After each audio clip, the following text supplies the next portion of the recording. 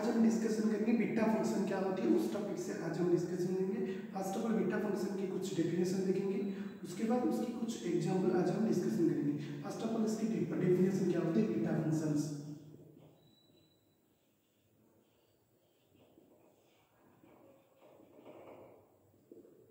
Beta function क्या होती है? Beta function means this represent of f of x y हो सकती है, of beta of n means हो सकती है। Beta of n means beta से इसको रिप्रेजेंट करेंगे, ठीक है। जैसे कि this term of b of n n से, ठीक है। This term of beta of n means first of all इसकी डेफिनेशन क्या होती है? तो definition of beta of n, ठीक है। तो definition of beta of n क्या होती है? If n greater than 0, n greater than 0, then the integrals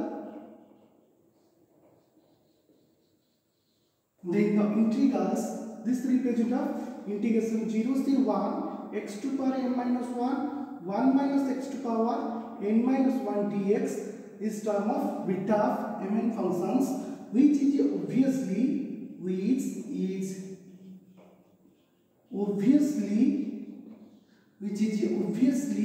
a function of a function a of m and n is called beta functions, ठीक है। वो होती है beta functions and it is denoted bye, beta function को कैसे denotate करेंगे? And is denoted bye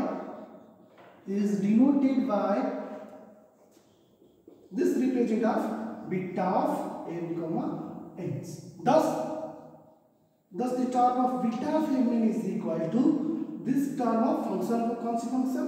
this function of formula क्या होती है? 0 से 1 x to power n minus 1 1 minus x to power n minus 1 dx, ठीक है। वो होती है this term of beta functions, formula of beta function की फॉर्मूला, ठीक है।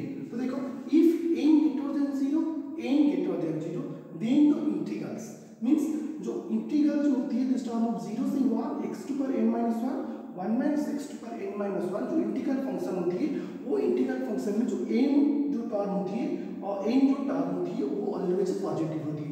This term of 1 2 3 4 5 up to this term always positive से होती है। dx which is obviously of m and n क्या होती है? जो इंटीग्रल फंक्शन से जो m एंड n क्या होती है? जो ऑब्वियसली पॉजिटिव टर्म को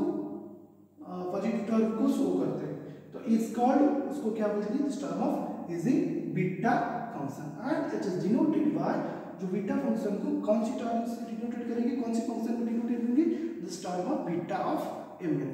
तो बीटा ऑफ mn से जब प्रेजेंट करेंगे this term, thus beta of mn is equal to integration of 0 से 1 x to power n minus 1 1 minus x to power n minus 1 dx, ठीक है। जो फॉर्मूला होती है बीटा ऑफ mn की फॉर्मूला, ठीक है। उस टॉपिक से कुछ एग्जांपल डिस्कस करेंगे, ठीक है।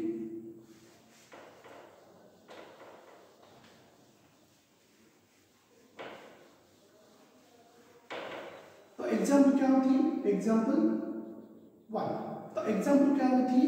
This term of integral of 0 से 1 x to power this term of 5 1 minus x to power क्या है?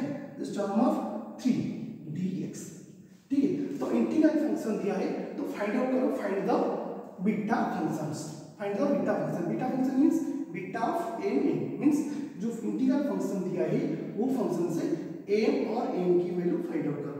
तो m की वैल्यू क्या होती है? दिस इंटीग्रल की फार्मूला क्या होती है? This term of integral formula beta of mn is equal to 0 से 1 x to power n minus 1 1 minus x to power n minus 1 dx, this term of beta of mn की formula. तो beta of mn की formula इसमें क्या है? x integral term से x to power n minus 1, but इसमें क्या है? ओनली 5। तो 5 को क्या करेंगे?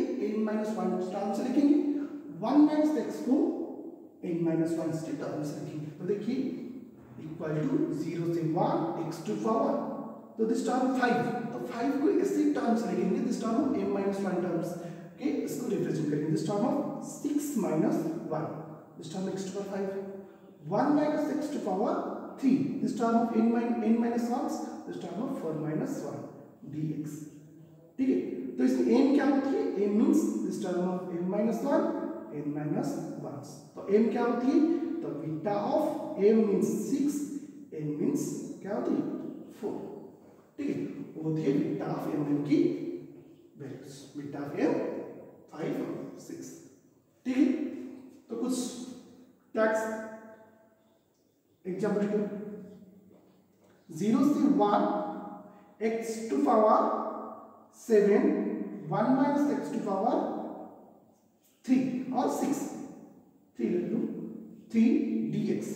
तो इसकी वैल्यू बीटा वैल्यू क्या होगी सॉल्व करके मेरे को कमेंट में बताइए। ठीक है, तो एज बीटा फंक्शन की डेफिनेशन, फर्स्ट ऑफ इसकी डेफिनेशन क्या है, उसके कुछ एग्जाम्पल क्या है, वन ऑफ एग्जाम्पल्स 0 से 1 x to power 5 1 minus x to power 3 dx। ठीक है, तो थैंक यू। तो मेरी चैनल न्यू है तो सब्सक्राइब कर दीजिए। ठीक है।